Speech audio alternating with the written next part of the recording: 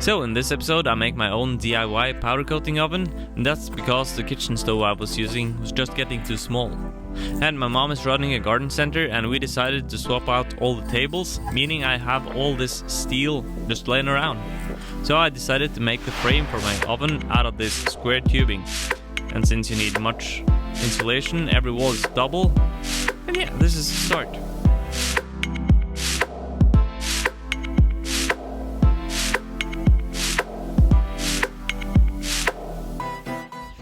So you join me outside here in the lovely weather. I have all the steel that I will use to make my powder coating oven. Let's try.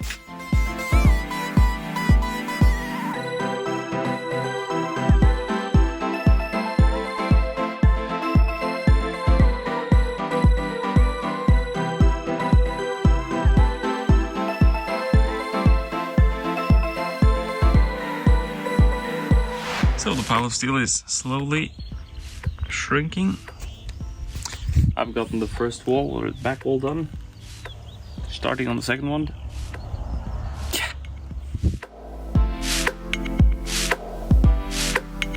Moved everything inside because it started raining and it's the next day. So this is where we're at right now. This is all the mess in the background. That's, yeah, hopefully it'll get better one day. So I'm debating with myself. Like now I'm building the top so I can insulate the top. But I'm debating whether I want it standing like this, so I have a door right here, or if I should put it on the side to have the door here. So yeah. Like it's a much bigger area to have the door here, meaning more air could come out and the seals have to get better the larger the door you have. But then again, it's really nice to just reach the inside, which I can't do if I lay it down. I have to crawl in there if I have to get in there. But I will get some racks, something to push in, or shelves or something. So it's not that big of a deal. But I'll put it on the side and see what it looks like.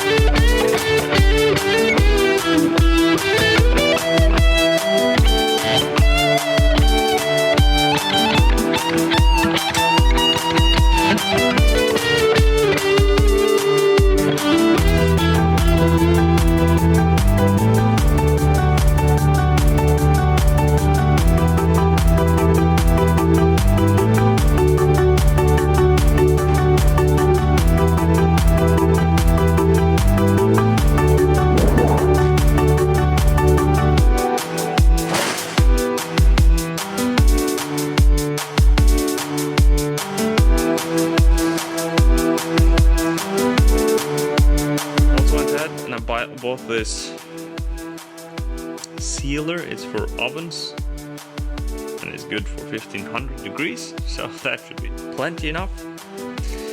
So I think I'll just apply it along all the sides. Haven't decided if I'm going to weld it or use screws.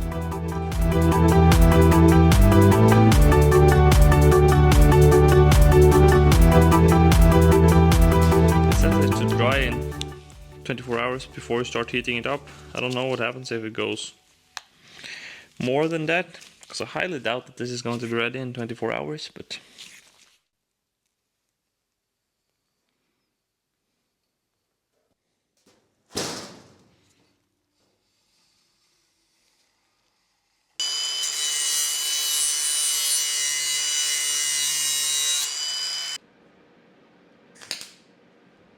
I tried to weld the panels first, but yeah, that was a major mistake.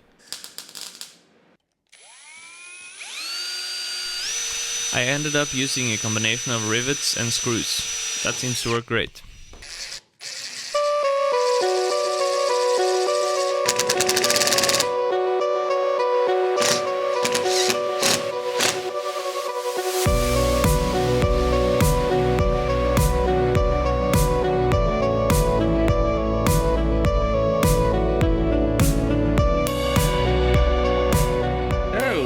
that was tedious process. Broke some studs, but it's here.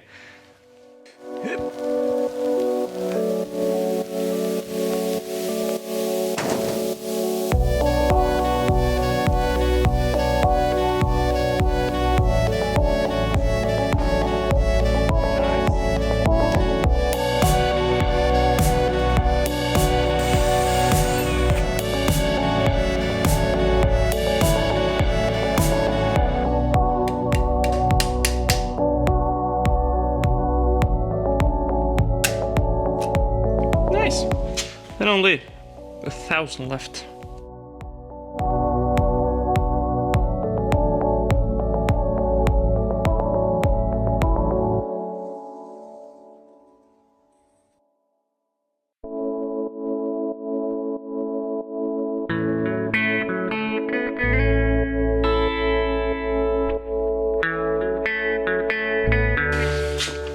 That is now the top of the stove. Then I'll have some cross support.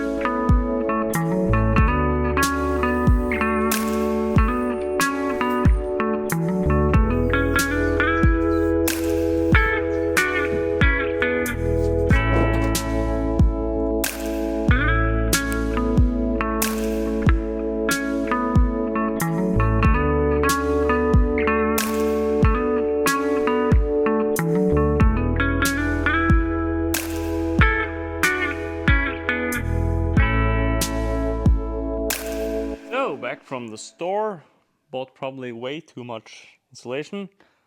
Yeah, you never know. Bought a really good knife to cut it.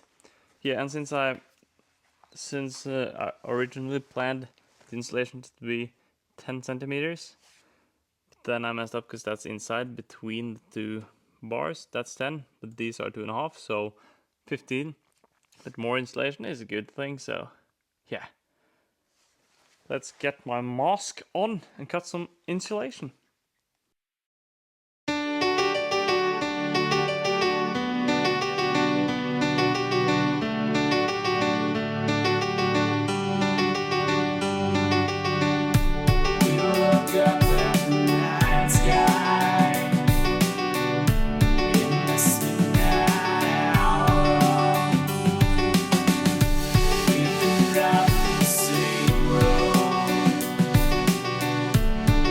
See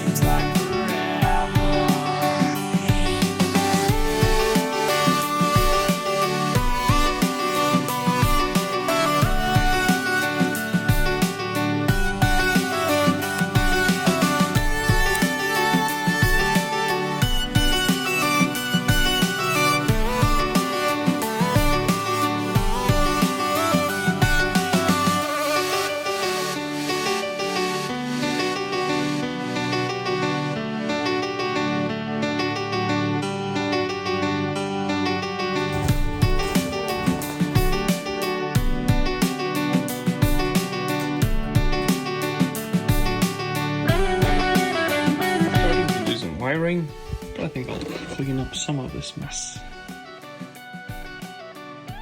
So it's quite some time later, and this is what it looks like now. So it's almost complete.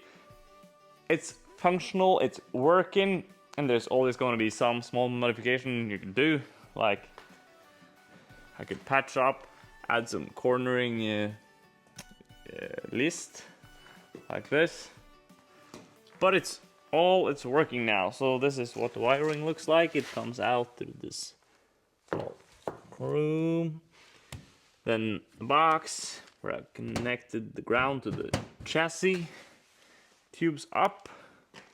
This is the sensor wire.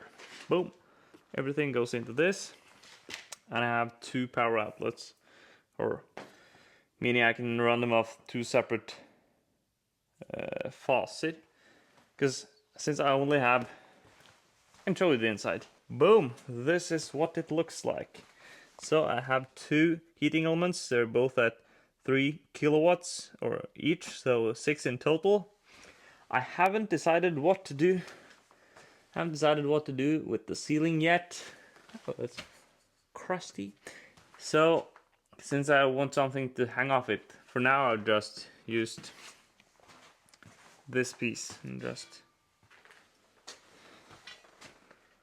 gone like this, and that works.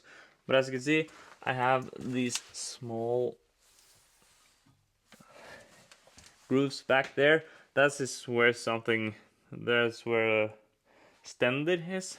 So there's support if I need it. And you can see in the rear we have the thermostat. That is just held on. It's threaded, so I have a nut in the back. Yeah, haven't tightened the floor yet because I don't know how much insulation I want. Also, everything here is loose, so if I want to move the oven, I can just drag it out. Yeah. But you do want steel or aluminum on your inside, because you do use more energy if you just have raw insulation. Yeah. But yeah, since I have 2 elements and not 3, I've opted with going on 2 separate inlets. And that is because if I use a 3-phase connector, I would only load 2 other phases, which make it uneven. That's not good.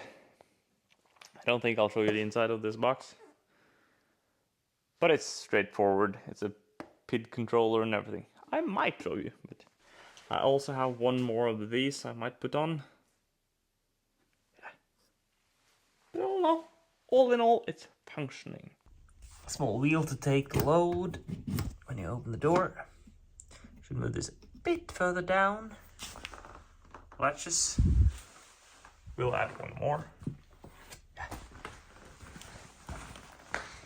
Beautiful metalwork, hinges, and a thermostat.